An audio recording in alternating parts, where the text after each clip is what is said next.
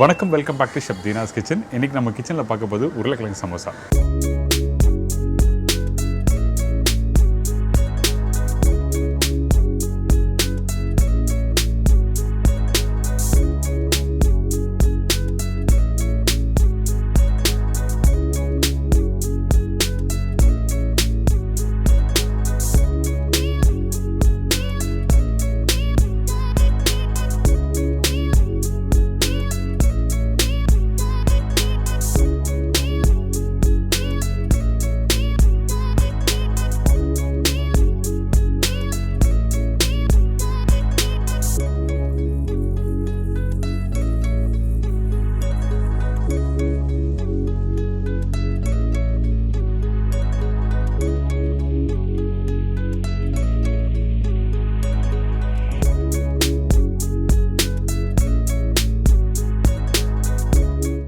ரொம்ப ஈஸியான ஸ்டைலில் தான் பண்ண போகிறோம்.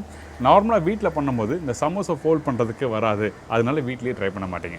அதனால இன்றைக்கி நம்ம என்ன பண்ண போகிறோம், இந்த சமோசா ஸ்டஃபிங் ரெடி பண்ணிவிட்டு ரோல் பண்ணி ஈஸியான ஸ்டைலில் ஃப்ரை பண்ணி சூப்பராக சர்வ் பண்ண போகிறோம்.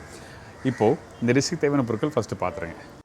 மைதா 1 கப்பு, கலுஞ்சி 1/4 டீஸ்பூன், மீடியம் சைஸ் உருளைக்கிழங்கு 2 நம்பர், வெங்காயம் 1 நம்பர், பொடிசு நறுக்கிய இஞ்சி 1/4 டீஸ்பூன், பச்சை மிளகாய் 1, சீரகம் 1/4 டீஸ்பூன், மஞ்சத்தூள் சிறிதளவு, சில்லி பவுடர் 3/4 டீஸ்பூன், சீரகம் பவுடர் 1/4 டீஸ்பூன், கொத்தமல்லி தேவையான அளவு, நெய் 1/2 டேபிள் ஸ்பூன், உப்பு தேவைக்கேற்ற, எண்ணெய் ஃப்ரை பண்ணுறதுக்கு தேவையான அளவு. இதாங்க இந்த ப்ரிப்பரேஷன் தேவையான பொருட்கள். இந்த ரோல் உருளைக்கிழங்கு சமோசா பண்ணுறதுக்கு நம்ம என்ன பண்ணுறோன்னா, இந்த கடாயில் கொஞ்சமாக எண்ணெய் போடுங்க. அதிகமாக எண்ணெய் இருந்தால் என்ன வேணால் உங்களுக்கு கரெக்டாக அந்த மேஷ் பண்ணி உங்களுக்கு கரெக்டாக சைஸ் பிடிக்க வராது. எண்ணெய் சூடான பிறகு சீரகம், இஞ்சி, பச்சை மிளகாய், வெங்காயம் இதெல்லாம் போட்ட பிறகு 1 நிமிஷம் லைட்டாக வதக்குங்க. ரொம்ப நேரம் வதங்க வேண்டாம். அந்த வெங்காயம் போட்டு அந்த தாளிப்போட மிக்ஸ் பண்ணால் மட்டும் போதும். அதுக்கு பிறகு மஞ்சத்தூள், மிளகாய் பவுடர், உப்பு, உருளைக்கிழங்கு வேக வச்ச பிறகு நல்லா மேஷ் பண்ணி எடுத்துக்கங்க. அதுக்கு பிறகு நம்ம என்ன பண்ணுறோன்னா, கொத்தமல்லி போட்டிருக்கேன், சீரகம் பவுடர் ரொம்ப இம்பார்ட்டன்ட். நிறைய பேர் சீரகம் பவுடர் போட மாட்டாங்க, ஆனால் தனியா பவுடர் போட்டுருவாங்க. சீரகம் பவுடர் போட்டு நீங்கள் மிக்ஸ் பண்ணி சாப்பிட்டா உங்களுக்கு நல்லாயிருக்கும். இந்த மசாலா போட்ட பிறகு வீட்டில் என்ன பண்ணணும், கொஞ்சமாக தண்ணி போடுவீங்க. தண்ணி இந்த இடத்துல கண்டிப்பாக யூஸ் பண்ணியிருக்கக்கூடாது. ஏன் கேட்டோன்னா, அந்த மசாலா கெட்டியான பக்கம் இல்லைன்னா உங்களுக்கு கரெக்டாக ரோல் பண்ணுறதுக்கு ஈஸியாக இருக்காது. அதனால் நல்லா மிக்ஸ் பண்ணிட்டு திருப்பி கொத்தமல்லி போட்டு இந்த மாதிரி பக்குவத்தில் எடுத்துருங்க.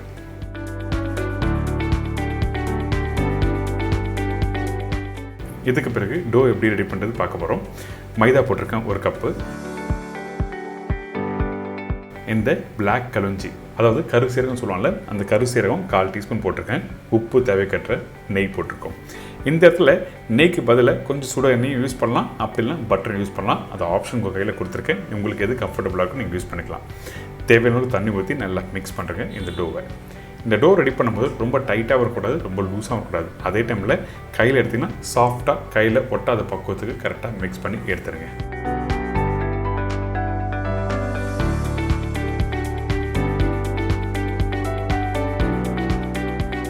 பார்த்தீங்களா, இந்த டோ ரெடி ஆகிடுச்சு. இப்போ கையில் எடுத்திங்கன்னா உங்களுக்கு ஒட்டாத பக்குவத்துக்கு சாஃப்டாக இருக்கும்.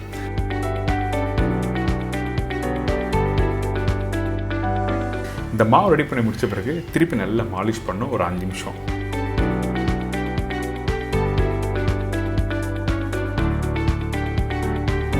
ஒரு மூடி போட்டு கவர் பண்ணி வச்சுருங்க. 1 ஹவர் ரெஸ்ட் விட்ட பிறகு எடுத்திங்கன்னா இந்த டோ நல்லா சாஃப்டாக இருக்கும்.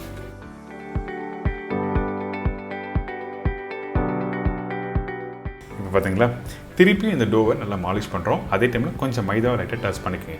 எதுக்காக மைதா டச் பண்ண சொல்கிறேன்னு கேட்டிங்கன்னா, உங்களுக்கு ஒட்டாமல் கரெக்டாக மிக்ஸ் பண்ணுறதுக்கு ஈஸியாக இருக்கும். அதே டைமில் அதனால் மாலிஷ் பண்ண முடியும்.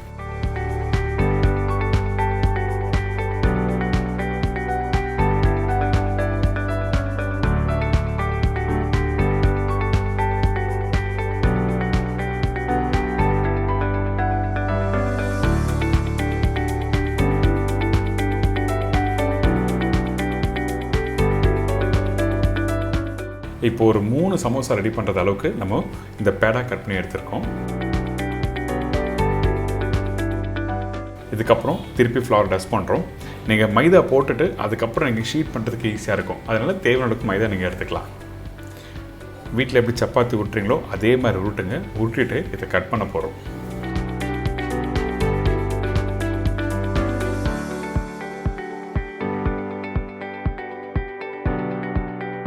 ரோல் பண்ணும்போது ரொம்ப திக்கான பக்கம் வேண்டாம், தின்னாக ரோல் பண்ணுங்கள். அப்போ தான் இந்த சமோசாவை நம்ம வந்து ரோல் சமோசா சொன்னோம் பார்த்தீங்களா, அதனால் 2-3 ரோல் பண்ணும்போது உங்களுக்கு திக்காக இருந்தால் வேகும் போது உங்களுக்கு கஷ்டமாக இருக்கும், அதே டைமில் சாப்பிடவும் பிடிக்காது. அதனால் எந்த அளவுக்கு தின்னாக ரோல் பண்ணுங்களோ அந்தளவுக்கு சூப்பராக இருக்கும் இந்த சமோசா.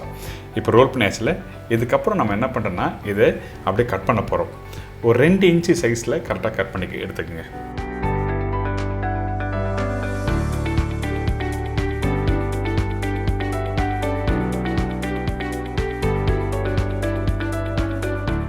எக்ஸ்ட்ரா ட்ரிம்மிங்ஸ் வந்ததுன்னா அந்த ட்ரிம்மிங்ஸ் எடுத்துகிட்டு திருப்பி அடுத்த பேட்சில் நீங்கள் யூஸ் பண்ணிக்கலாம்.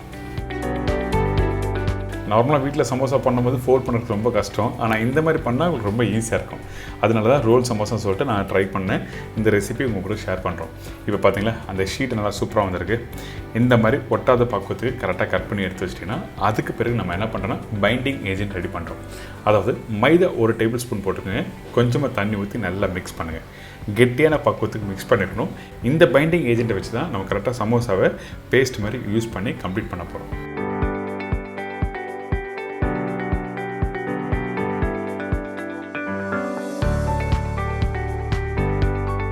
இதுக்கப்புறம் அந்த உருளைக்கிழங்கு ரெடி பண்ணி வச்சுருக்கோம்ல, சூடு ஆறின பிறகு கரெக்டாக ரவுண்டாக பிடிங்க.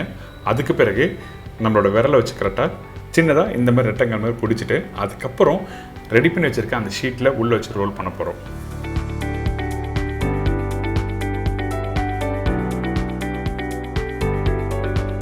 ரொம்ப ஈஸி தான், ரொம்ப கஷ்டம்லாம் இல்லை, எல்லோரும் வீட்டில் ஈஸியாக பண்ண முடியும். கொஞ்சம் டைம் ஸ்பெண்ட் பண்ணால் மட்டும் போதும். இப்போ அந்த ஷீட்டில் கரெக்டாக வச்சுட்டு நீங்கள் அப்படியே மடிக்கணும். இந்த இடத்துல கவனமாக கவனிக்க வேண்டிய விஷயம் என்னன்னா, அந்த ஷீட்டு கண்டிப்பாக சப்பாத்தி மாதிரி தேய்ச்சிருக்கீங்களே, தின்னாக இருந்தால் தான் சாப்பிடும்போது நல்லாயிருக்கும் ஃப்ரை பண்ணி முடிச்ச பிறகு. அதுக்கப்புறம் ஃபைனலாக அந்த பைண்டிங் ஏஜென்ட் அதாவது மைதாவை கார்னர் பகுதியில் இந்த மாதிரி அப்ளை பண்ணிவிட்டு கரெக்டாக ரோல் பண்ணி எடுத்திங்கன்னா இந்த சமோசா ஆல்மோஸ்ட் ரெடி. இதுக்கப்புறம் ஃப்ரை பண்ணுறது எப்படின்னு பார்க்க போகிறோம்.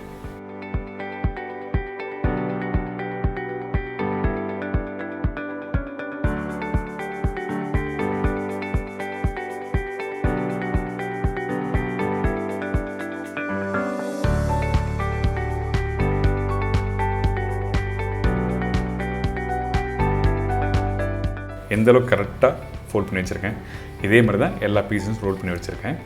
நான் சொன்ன குவான்டிட்டி குறைஞ்சபட்சம் ஒரு 10லேருந்து 11 பீஸ் வரும் நீங்கள் வீட்டில் பண்ணும்போது. இப்போ எண்ணெய் சூடாக இருக்குது, அதே டைமில் இந்த எண்ணெயில் ஃப்ரை பண்ணும்போது ரொம்ப சூடாக இருக்கக்கூடாது. ஏங்கிட்டனா இந்த மைதா ப்ரிப்ரேஷன் ஆல்வேஸ் வந்து ரொம்ப பைப்பிங் ஹாட்டில் எண்ணெய் இருந்துன்னா கண்டிப்பாக வந்து அந்த மைதா ஃப்ரை பண்ணும்போது பபுள்ஸ் மாதிரி ரொம்ப அதிகமாக வரும். அப்படி வந்தால் வெந்து வராது, மேலே கலர் வந்துடும். அதனால் எண்ணெய் மீடியமான சூடில் இருக்கும்போது நீங்கள் ஸ்லோ ஃப்ளேம் வச்சு இந்த சமோசாவை ஃப்ரை பண்ணி எடுத்துருங்க. பார்த்தீங்களா, ஒரு சூப்பரான ரோல் சமோசா எப்படி பண்ணுறது எல்லாம் தெரிஞ்சிருக்கும். கண்டிப்பாக ட்ரை பண்ணி பாருங்கள். இனிமேல் வீட்டில் கஷ்டப்பட வேண்டியதே இல்லை, சமோசா நம்ம வீட்டில் ஈஸியாக பண்ணலாம்.